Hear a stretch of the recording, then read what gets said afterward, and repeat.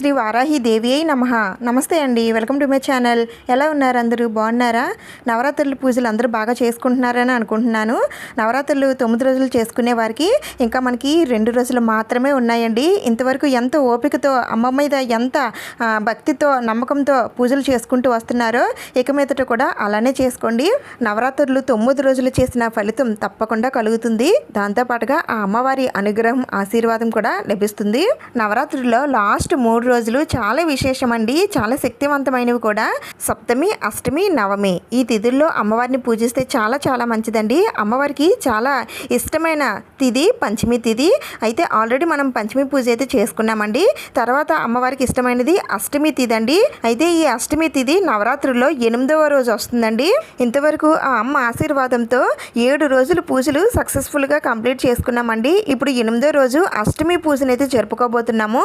7 రోజులకి సంబంధించిన పూజ విశేషాలన్నీ కూడా మన ఛానల్లో ఉన్నాయి. ఎవరికైనా ఇంట్రెస్ట్ ఉంది చూడాలని అనుకుంటే చూడొచ్చండి. ఇప్పుడైతే 8వ రోజున అష్టమి తిథి రోజున అమ్మవారిని ఏ విధంగా పూజించాలి, ఏ దీపం పెట్టుకోవాలి, ఏ నైవేద్యం నివేదన చేయాలి అనేవన్నీ కూడా ఈ వీడియోలో తెలుసుకుందాం. దానికన్నా ముందుగా ఇంతవరకు ఎవరైతే నవరాత్రులు పూజలు చేసుకోవడానికి కుదరలేదు, ఏదో ఒక అడ్డంకి వలన అమ్మవారికి పూజ చేయలేకపోయామో అని అనుకునేవారు ఈ 2 రోజులైనా సరే ఆ అమ్మకి సేవ చేసుకొని ఆ అమ్మ కరుణా కటాక్షం పొందండి. లాస్ట్ 2 రోజులు ఆ అమ్మకి పూజ చేసుకునే అవకాశం ఆ అమ్మే మీకు కల్పించిందన్నట్టుగా భావించి ఆ అమ్మకి పూజనైతే చేసుకోండి.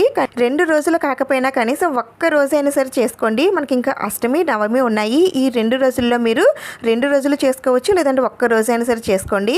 ఇప్పుడే అమ్మవారిని పూజించాలా, మిగిలిన రోజుల్లో అమ్మవారిని పూజించకూడదు అని అడుగుతున్నారండి. ఎందుకు పూజించుకోకూడదండి? చక్కగా అమ్మవారికి ఎప్పుడైనా సరే పూజించుకోవచ్చు. కానీ నవరాత్రులు అనేవి మనకి మాటికి రావు కదండి, సంవత్సరానికి ఒకసారి వస్తాయి. నవరాత్రులు అనేవి చాలా శక్తివంతమైన రోజులు కాబట్టి ఆ శక్తివంతమైన రోజుల్లో ఆ అమ్మను పూజిస్తే అంతే శక్తి మనకి కలుగుతుందండి. సంపూర్ణ ఆ అమ్మ ఆశీర్వాదం మనకు కూడా లభిస్తుంది.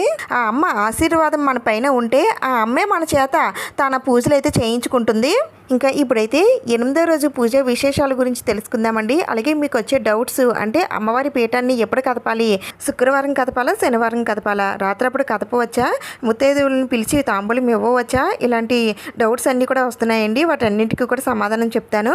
వీడియో మొత్తం చూడటానికి అయితే ట్రై చేయండి. దానికన్నా ముందుగా ఒక చిన్న లైక్ అయితే చేయండి. మీ లైక్ వలన ఈ వీడియో మరికొందరికి రీచ్ అవుతుంది. వారాహిదేవి గుప్త నవరాత్రుల్లో 8వ రోజు 2026 జూలై 22 బుధవారం అష్టమి తిథి ఉదయం 7:38 వరకు ఉంటుంది. ఇంకా నిన్న 7వ రోజున అమ్మవారిని శాకంబరి దేవి రూపంలో కాయగూరలతో పూజించుకున్నాం కదండి. అయితే ఆ కాయగూరలన్నీ కూడా ఈరోజు తీసేయండి. తీసేసి మీరు ఏవైనా వంటల్లో వాడుకోవాలనుకుంటే వాడుకోవచ్చు. అలాగే అమ్మవారికి వేసినటువంటి కాయగూరల మాలలు అన్నీ కూడా తీసేయాలి. అలాగే అమ్మవారికి ముందు వేసిన నిమ్మకాయల మాల, చిట్టు గాజుల మాలలు ఇవి కూడా ఈరోజు తీసేస్తున్నానండి. ఈరోజు బుధవారం కదా, అందుకని నిమ్మకాయల మాల అది వేసి ఉంటే తీసేయండి. ఒకవేళ ఎవరైనా కొత్తగా వెయ్యాలి అనుకుంటే ఈరోజు అమ్మవారికి వేయచ్చు. ఇంకా అమ్మవారిని ఈరోజు నేను నగలతో, పువ్వులు, మాలలతో అమ్మవారిని అందంగా అలంకరిస్తున్నానండి. మీ దగ్గర ఉన్న పువ్వులతో అమ్మవారిని అందంగా అలంకరించుకోండి. అమ్మవారికి ఇష్టమైన తిథుల్లో పంచమి, అష్టమి తిథులు చాలా విశేషమైనవండి. అయితే మనకి పంచమి తిథి ఆల్రెడీ అయిపోయింది. ఎవరైతే పంచమి తిథి రోజున అమ్మవారికి పూజ చేసుకోలేకపోయామని అనుకునేవారు ఈ అష్టమి తిథి రోజు అయినా సరే ఆ అమ్మవారికి పూజను అయితే చేసుకోండి. అలాగే పంచమి రోజు అమ్మవారికి ఎంతో ఇష్టమైన కందదీపం అయితే పెడతామండి. ఆ రోజు మిస్ అయిన వారు మళ్ళీ ఆ కందదీపాన్ని ఈ రోజు పెట్టుకోవచ్చు. అయితే కందదీపం ఎలా పెట్టాలనేది ఈ వీడియోలో ఉంది. ఇంట్రెస్ట్ ఉన్న వాళ్ళు చూడండి. అయితే ఎవరైతే నవరాత్రులు 7 రోజులు చేసుకుంటామని సంకల్పం తీసుకున్నారో వారికి నిన్నటితో 7 రోజులు కంప్లీట్ అయ్యాయండి. అయితే నిన్న మంగళవారం పీఠాన్ని కదపకూడదు కాబట్టి ఈరోజు బుధవారం మీరు పీఠాన్ని కదిపేయచ్చు. ఇది 7 రోజులు పూజ చేసుకుంటామని అనుకునే వారికి మాత్రమే చెప్తున్నానండి. అదే ఈ అష్టమి రోజు ఈ ఒక్కరోజు పూజ చేసుకోవాలనుకునేవారు రేపు పీఠాన్ని అయితే కదపాలి. ఇంక తర్వాత నవరాత్రుల్లో 8వ రోజు పెట్టుకోవాల్సిన ప్రత్యేక దీపం అయితే చూపిస్తున్నానండి. ఇదే బెల్లం దీపం. దీన్నే స్వర్ణ దీపం అని కూడా అంటారండి. ఈ బెల్లం దీపం లక్ష్మీదేవి అమ్మవారికి, వినాయకుడికి విశేషంగా చేస్తాము. అందుకని ఈ బుధవారం రోజున బెల్లం దీపం పెట్టుకుంటే చాలా చాలా మంచిది. అయితే ఈ బెల్లం దీపం పెట్టుకోవడానికి ఒక ఇత్తడి ప్లేట్ తీసుకోండి. ఆ ప్లేట్లో 3 గుప్పిట్లు కానీ 5 గుప్పిట్లు కానీ బియ్యం వేసుకొని ఇప్పుడు దానిపైన కొద్దిగా పసుపు కుంకుమలు అయితే ఉంచండి. ఇప్పుడు ఒక చిన్న బెల్లం దిమ్మ తెచ్చుకోండి. ఒక 1/2 కేజీ తెచ్చుకుంటే సరిపోతుంది. దానికి ఇలా మధ్యలో గుంతలాగా తీసుకోండి. మనం ఆయిల్ వేస్తే ఒత్తు నిలబడడానికి. దీనికి ఇలా చందనం కుంకుమలతో బొట్లవు పెట్టి ఇప్పుడు దీన్ని బియ్యంలో పెట్టుకోవాలండి. కొద్దిగా బియ్యం తీసుకున్నా సరిపోతుంది. బియ్యంలో పెట్టుకోవాలి.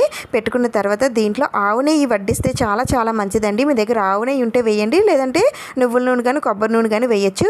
ఇప్పుడు దీంట్లో ఎరుపు ఒత్తితో దీపారాధన చేయాలండి. 2 ఒత్తులు కలిపి ఒక ఒత్తుగా వేయాలి. ఇప్పుడు ఈ బెల్లం దీపాన్ని బెల్లంతో అలంకరిస్తున్నానండి. మీరు ఈ విధంగా అలంకరించుకోవచ్చు, లేదంటే పువ్వులతో అయినా సరే అలంకరించుకోవచ్చు. దీన్నే బెల్లం దీపం అని అంటారండి. ఈ బెల్లం దీపం మనం ఇంట్లో వెలిగించవచ్చు, లేదంటే గుడిలో కూడా వెలిగించవచ్చండి. ఈ బెల్లం దీపం వెలిగించడం వల్ల మనకున్న దరిద్రాలన్నీ కూడా తొలగి అఖండ ఐశ్వర్యం సిద్ధిస్తుంది. ఆ అమ్మవారి కటాక్షం వలన సంపదలు వృద్ధి చెందుతాయి. బెల్లం ఎంత తీయగా ఉంటుందో ఈ బెల్లం దీపారాధన చేయడం వలన దాని నుండి వచ్చే ఫలితం కూడా అంతే తీయగా ఉంటుందండి. అందుకని ఈరోజు పూజలో తప్పనిసరిగా ఈ బెల్లం దీపం అయితే పెట్టుకోండి. అయితే ఇక్కడ కొంతమందికి ఒక డౌట్ అయితే వచ్చిందండి. మరి ఈ దీపారాధనలు చాలామంది వేరువేరుగా చూపిస్తున్నారండి. మరి మేము ఎవరిని ఫాలో అవ్వాలని అడుగుతున్నారు. నేను ఒక్కటే చెప్తానండి, మీకు ఎవరిపై అయితే నమ్మకం ఉంది అని అనుకుంటున్నారో వాళ్ళనే ఫాలో అవ్వండి. ఈ దీపాల గురించి మన ఛానల్ నుంచే ముందుగా అందరికీ తెలిసిందండి. వారాహిదేవి నవరాత్రుల్లో 9 రోజులు 9 రకాల దీపాలు పెట్టమని ఒక పెద్ద ముత్తైదువ నాకు చెప్పారని చెప్పాను కదండి. ఆవిడ వల్లనే నేను ఈ పూజని ఇంత బాగా చేసుకోగలుగుతున్నాను, అలాగే మీ అందరికీ చూపించగలుగుతున్నాను. ఇంక తర్వాత నేను ఇక్కడ వారాహి అమ్మ దీపం అయితే వెలిగించానండి. ఆ తర్వాత నిత్య దీపపు కుందులు, ఇంకా మీరు ఏమైనా దీపపు కుందులు పెట్టుకున్నట్లయితే అవి కూడా వెలిగించేయండి. ఆ తర్వాత వినాయకుడికి పూజను అయితే చేసుకోవాలి. వినాయకుడికి రోజు మీరు ఏ విధంగా పూజ చేసుకుంటున్నారో ఆ విధంగా పూజ చేసుకొని ఏదైనా నైవేద్యం పెట్టి హారతినివ్వండి. బుధవారం అష్టమి తిథితో వస్తే దాన్ని బుధాష్టమి అని అంటారండి. ఈ బుధాష్టమి చాలా విశేషమైన రోజు. అది కాకుండా నవరాత్రుల్లో వచ్చే బుధాష్టమికి ఇంకా శక్తి ఎక్కువగా ఉంటుంది.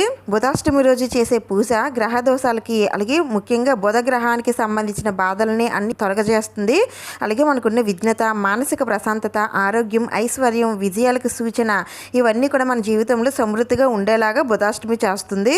అయితే మనకి ఇప్పుడు నవరాత్రులు కాబట్టి అమ్మవారిని పూజించుకుంటాము. అదే మామూలు రోజుల్లో బుధాష్టమి వస్తే కనుక శివయ్యని పూజించాలి.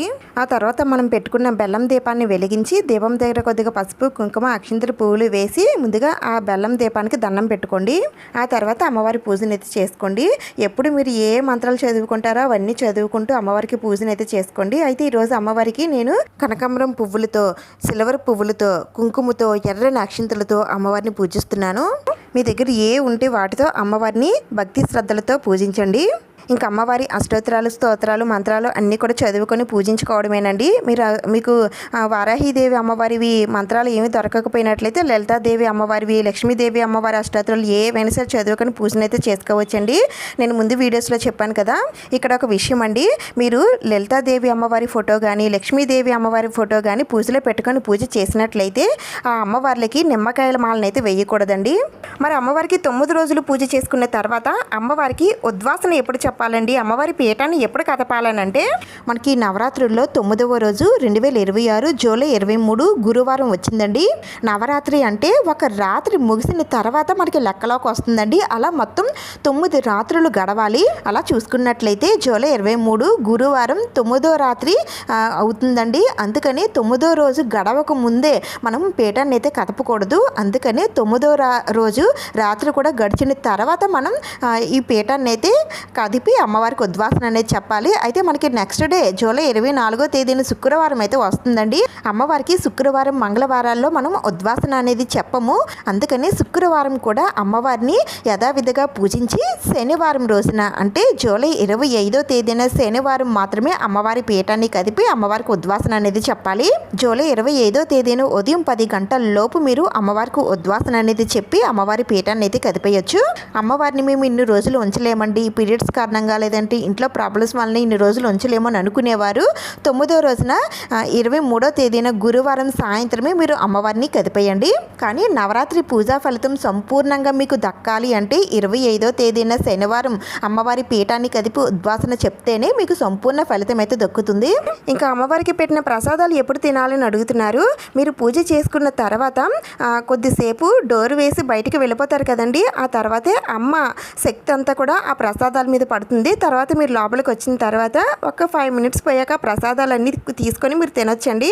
ఉపవాసంతో ఉన్నవారు అమ్మవారి దగ్గర పెట్టిన పానకాన్ని తీసుకొని ముందుగా తాగండి. ఆ తర్వాత మీరు భోజనం కానీ టిఫిన్ కానీ చేయండి.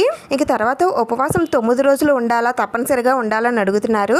ఉపవాసం మీరు ఉండాలి అనుకుంటే ఉండొచ్చండి, ఉండకపోయినా ఏమీ పర్వాలేదు. మామూలుగా మీరు భోజనం అది చేసేసైనా సరే అమ్మవారికి పూజ అనేది చేసుకోవచ్చు. కానీ నాన్ వెజ్ లాంటిది మాత్రం తినకూడదు. ఇంకా ఈ రోజు అమ్మవారికి బీట్రూట్ అలాగే చెర్రీ పళ్ళు పొల్లిని ఇంక ఈరోజు అమ్మవారికి బీట్రూట్ అలాగే చెర్రీ పొల్లిని అమ్మవారికి నైవేద్యంగా పెడుతున్నానండి. దీంతో పాటుగా అమ్మవారికి ఇష్టమైన పానకం కూడా తప్పనిసరిగా పెట్టాలి. ఆ తర్వాత అమ్మవారికి తాంబూలం ఇచ్చి ధూపం చూపించి నీరాజనం సమర్పించండి.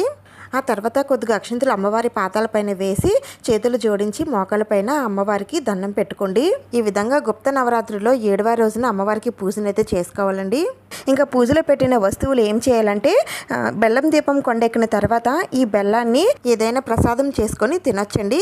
లేదంటే ఏదైనా ఆవుకి పెట్టండి, చాలా చాలా మంచిది. లేదంటే పారే నీటిలో వదిలిపెట్టేయండి. కిందన వేసిన బియ్యాన్ని మీరు వంటల్లో వాడుకోవచ్చు. ఇంతేనండి ఈ వీడియో. నవరాత్రుల్లో 8వ రోజు సింపుల్ పద్ధతిలో పూజా విధానం మీకు చూపించాను. అలాగే మీకున్న డౌట్స్ అన్నీ కూడా క్లియర్ చేశాను.